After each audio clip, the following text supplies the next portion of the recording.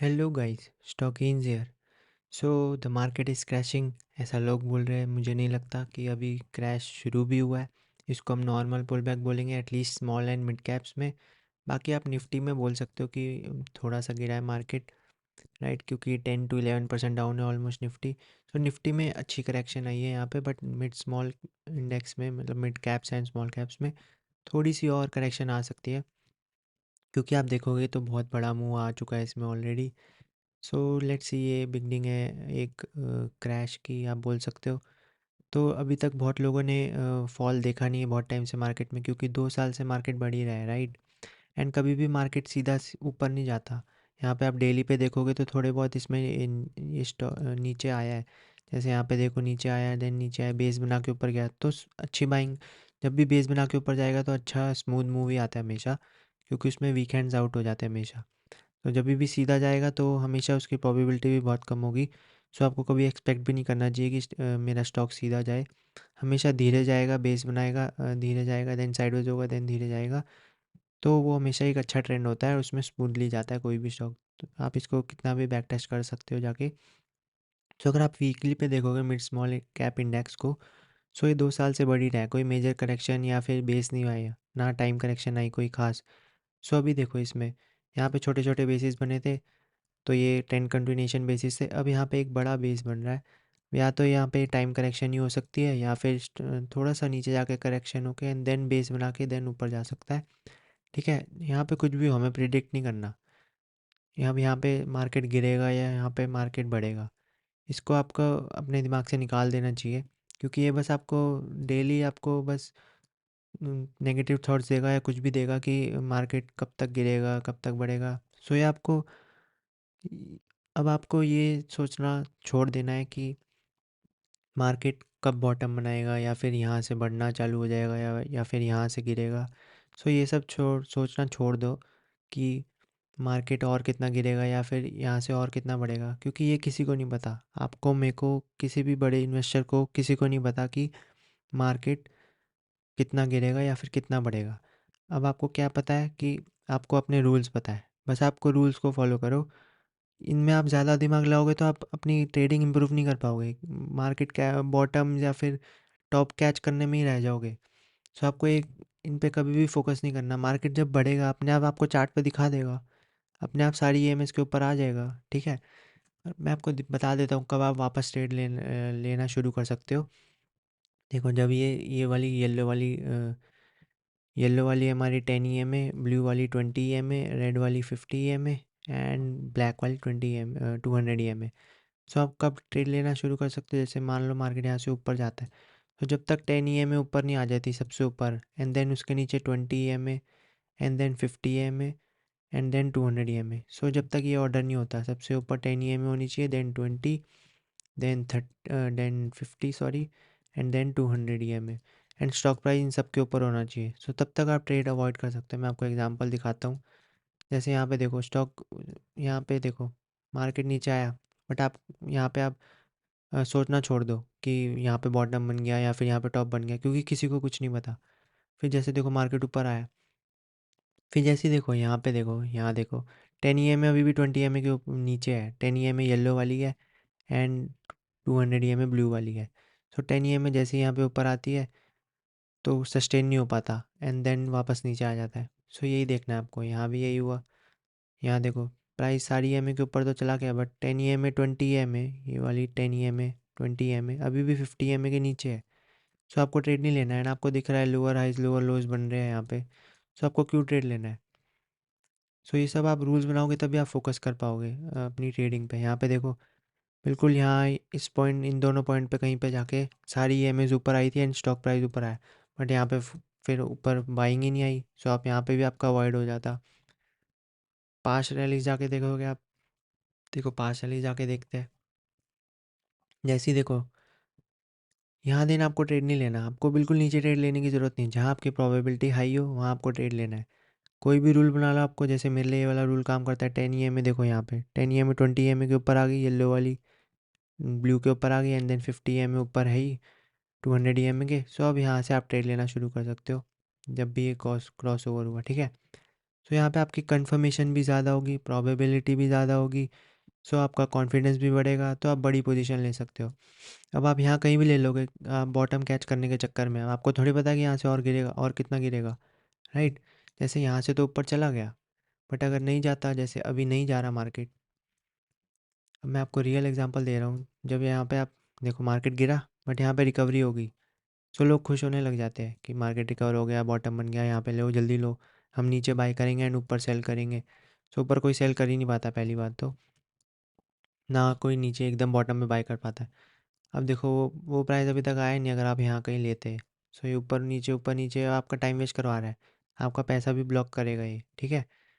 तो सबसे पहले तो आप ये समझ लो कि आपको बॉटम और टॉप फाइंड करने की ज़रूरत नहीं है, और ना आपको किसी से पूछने की ज़रूरत है कि कितना गिरेगा मार्केट, कितना बढ़ेगा, या फिर कहाँ बॉटम बनेगा।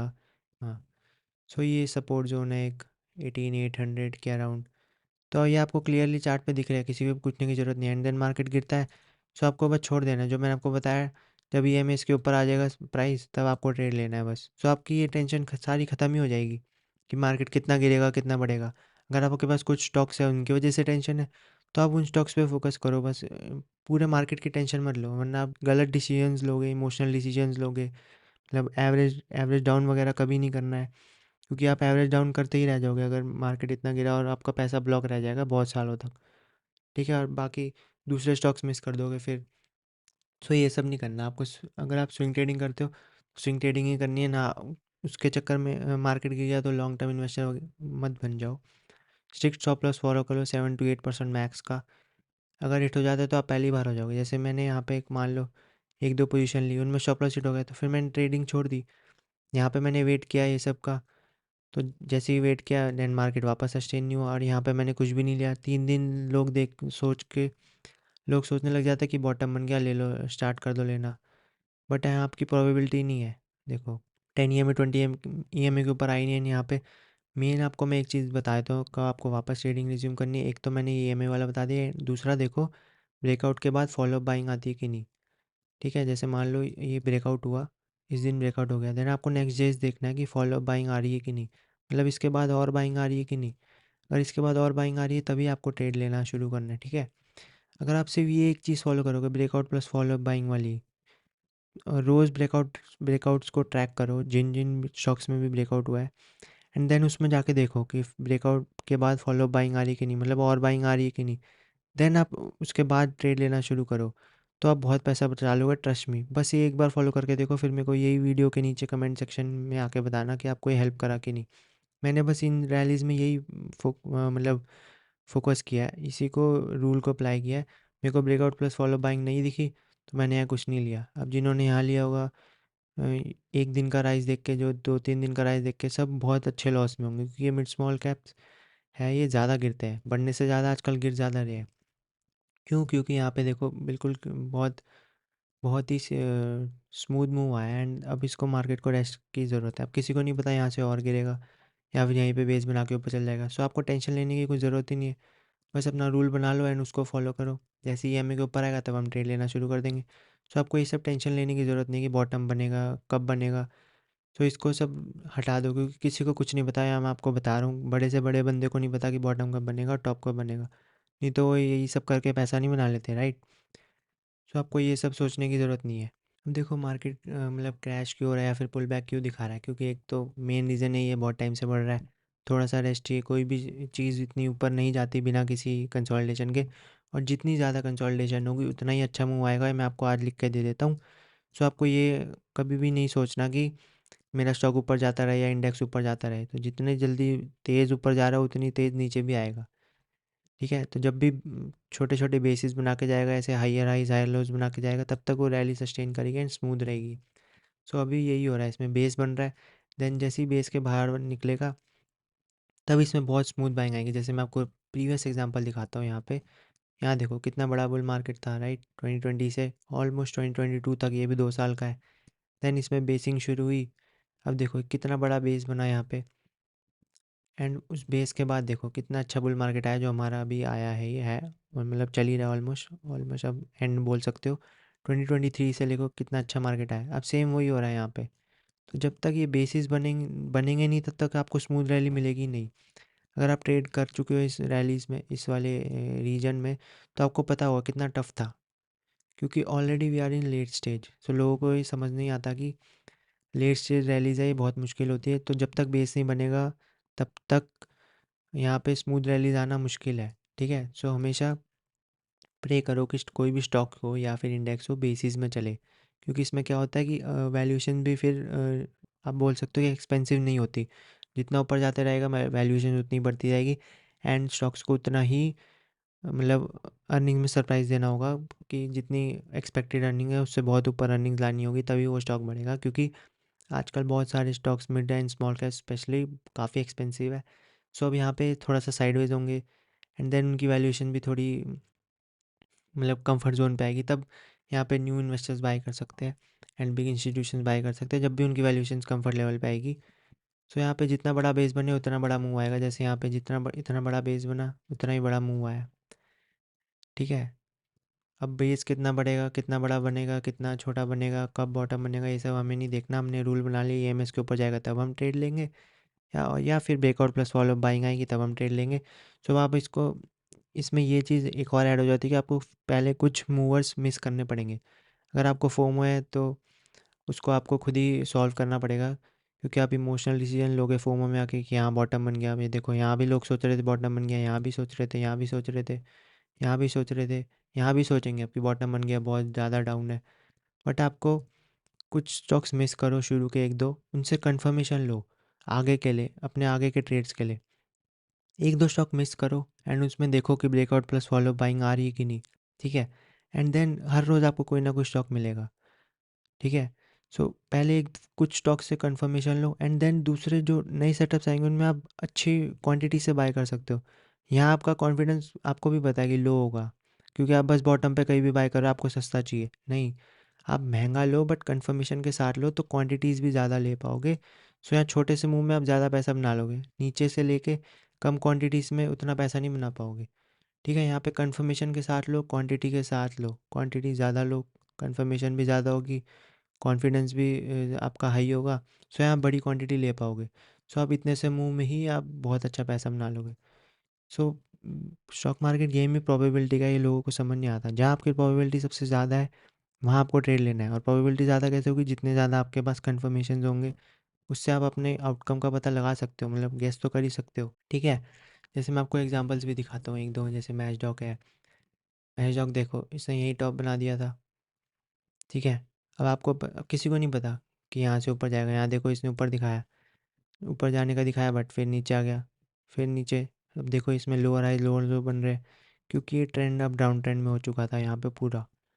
सो आप डाउन ट्रेंड को कभी भी एस्केप नहीं कर सकते हो। अब यहाँ आप कहीं भी बाइंग कर लो, कितना भी अच्छा सेटअप हो आपका फेल ही होगा, क्योंकि वो डाउन ट्रेंड में स्टॉक, ठीक है। यहाँ बाइंग आई, लोगों को लगा बॉटम बन गया, मैं नीचे लूँगा ऊपर सेल कर दूंगा। अब वो और नीचे चला गया, फिर लोगों को लगा नीचे लूँगा ऊपर सेल करूँगा। अब इसमें यही चल रहा है, फिर नीचे आ गया पूरा, ठीक है। सो आपको कहीं भी बाय नहीं करना, ट्रेंड रिवर्स होने का वेट करना है। कम प्राइस पे नहीं बाय करना, आपको सही प्राइस पे बाय करना है, कंफर्मेशन के साथ, कॉन्फिडेंस के साथ। जैसे यहाँ पे देखो इसमें ब्रेकआउट आया। अब आप, मैंने आपको क्या बताया, आपको ब्रेकआउट प्लस फॉलो बाइंग देखनी। मान लो आप इसमें आप मिस कर दोगे एक दिन, पर आपको नेक्स्ट डे ही फील हो जाएगा कि आपको लगेगा अच्छा है कि मैंने मिस कर दिया और अपने रूल्स का वेट किया। अब यहाँ पे देखो फॉलो बाइंग आई नहीं, इसके ऊपर स्टॉक गया ही नहीं, ठीक है। एंड देन वापस नीचे आ गया। तो ये आपको, ये एक स्टॉक ही आपको पूरी मार्केट ब्रेथ बता देगा कि कितना वीक है मार्केट। ब्रेकआउट के बाद कोई फॉलो बाइंग आई नहीं, सो आप नेक्स्ट स्टॉक्स भी नहीं लोगे। और आपकी एक दो पोजीशन वर्क नहीं करी, मान लो आपने बाय भी कर लिया, वर्क नहीं किया, सो आप नेक्स्ट पोजीशन मत बनाओ एंड इसमें स्टॉप लॉस लेके अपना चुपचाप निकल लो एंड साइड में बैठो, ठीक है। जितना साइड में बैठोगे उतना आपके लिए माइंडसेट भी आपका फ्रेश रहेगा। अब आपको देखो करना क्या है क्रैश में। सबसे पहले high relative strength stocks find करो, उनकी वॉच लिस्ट बनाओ, ठीक है। जो स्टॉक्स गिर नहीं रहे, मैंने आपको बता ही दिया है अपनी 5 वीडियोस में, प्रीवियस वीडियो में, कि रिलेटिव स्टॉक्स कैसे फाइंड करना है। अब आपको डायरेक्टली बाय नहीं करना, जैसे मैंने आपको बताया, आपको वेट करना है कंफर्मेशन का, स्पेशली पहले मार्केट से कंफर्मेशन का वेट करना है, इंडेक्सेस से। जब ये EMS के ऊपर आएगा तब आपको लेना है। अब आपने मान लो high relative strength for stocks find कर लिए, देन आपको, जैसे अभी एक ये स्टॉक है विजय, मैं आपको एग्जांपल के थ्रू दिखाता हूँ। मान लो इसमें ब्रेकआउट आ गया, बट आप इसमें नहीं लोगे अभी, ठीक है। क्यों नहीं लोगे, क्योंकि आपको देखना है सबसे पहले, आपको कुछ स्टॉक्स शुरू के मिस करने पड़ेंगे।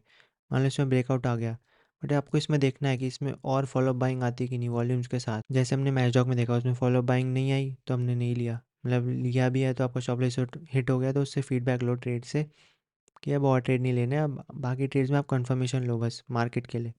यहाँ देखो ब्रेकआउट आ गया तो आपको इसको फॉलो बाइंग देखनी आती है कि नहीं।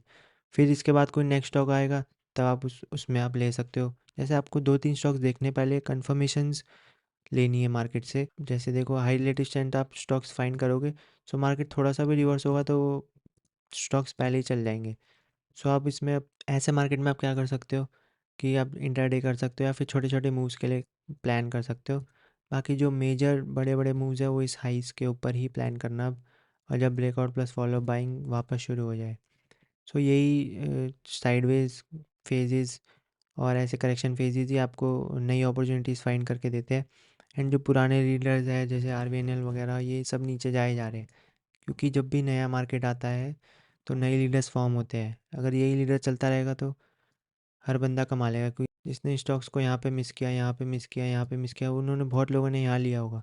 तो ये स्टॉक चलता नहीं रहेगा क्योंकि अभी बहुत ज़्यादा क्राउडेड हो चुका है, अब नए लीडर्स फॉर्म होंगे। अब ये देखो 200 ईएमए के भी नीचे है, नीचे जाए जा रहे हैं इवन विद लो वॉल्यूम्स। अब आप सोचोगे यहाँ पे सपोर्ट जोन है, यहाँ बॉटम बन गया, यहाँ से बाइंग आ रही है। अब देखो आप, ना 10 ईएमए 20 ईएमए के ऊपर गई, ना 20 ईएमए 50 ईएमए के ऊपर आई। देखो सब डाउन ट्रेंडिंग ही है। सो आप जितना बॉटम पे बाय करोगे उतना ही आपको हिट बैक करेगा। अब देखो अब यहाँ पे बहुत स्टॉक्स बढ़ भी गए तो आप वो भी मिस कर दोगे, साथ में आपका पैसा भी ब्लॉक रहेगा। यहाँ जिसने लिया होगा उसने स्टॉप लॉस फॉलो नहीं किया तो वो नीचे अभी तक उसका पैसा ब्लॉक रहेगा। सो आप वेट करो कंफर्मेशन का, ईएमएस के ऊपर आने दो, देन यहाँ पे कहीं बाय करो। सो लोगों को मतलब बहुत पसंद है नीचे बाय करना, बट उनको ये नहीं पता कि ये उनके लिए ही बेकार है। ठीक है, क्योंकि बड़े लोग तो यहाँ निकल जाते हैं अपनी बड़ी क्वांटिटी सेल करके रिटेलर्स को, एंड देन वो नीचे बाय करते रहते हैं। ठीक है, अब आपको हाई प्राइस पे बाय करना है लेकिन सही प्राइस पे बाय करना है। आपको कम प्राइस पे नहीं लेना, आपको लो प्राइस पे नहीं लेना, आपको राइट प्राइस पे लेना है। तो ये बात हमेशा याद रखना। रूल्स बनाओ एंड देन उनको फॉलो करो, और एक अपना सेटअप बनाओ उसको फॉलो करो। बस आपको ये मतलब आपको प्रिडिक्शन में नहीं रहना कि यहाँ टॉप बन गया कब बॉटम वगैरह बनेगा। बस आप अपने रूल्स बनाओ एंड उनको फॉलो करो। यही मार्केट में बस आपको यही करना है, high relative strength for stocks find करो एंड देन मार्केट से कंफर्मेशन का वेट करो। आपको कुछ और किसी से पूछने की ज़रूरत नहीं पड़ेगी कि यहाँ मार्केट बॉटम है, इस स्टॉक में क्या करूँ। बस स्टॉप लॉस हिट हो गया तो एग्जिट करो एंड देन मार्केट से वेट करो फीडबैक का। अगर ब्रेकआउट प्लस फॉलो बाइंग आ रही है, एमएस के ऊपर है स्टॉक, तब आप ट्रेड करना शुरू कर सकते हो। बस ये दो टिप्स आपको, दो रूल्स आपको बहुत ज़्यादा हेल्प करेंगे। जस्ट आप यूज़ करना एंड देन अगर नहीं काम करे तो आप यही वीडियो के नीचे आप कमेंट कर सकते हो। ठीक है, बस एक बार यूज़ करके देखना आप। सो बस यही वीडियो थी। अगर आपको ये वीडियो पसंद आई हो तो लाइक शेयर करना अपने ट्रेडिंग कम्युनिटी के साथ। बाकी चैनल को सब्सक्राइब कर देना। कोई भी डाउट हो तो आप कमेंट सेक्शन में पूछ सकते हो। So thank you.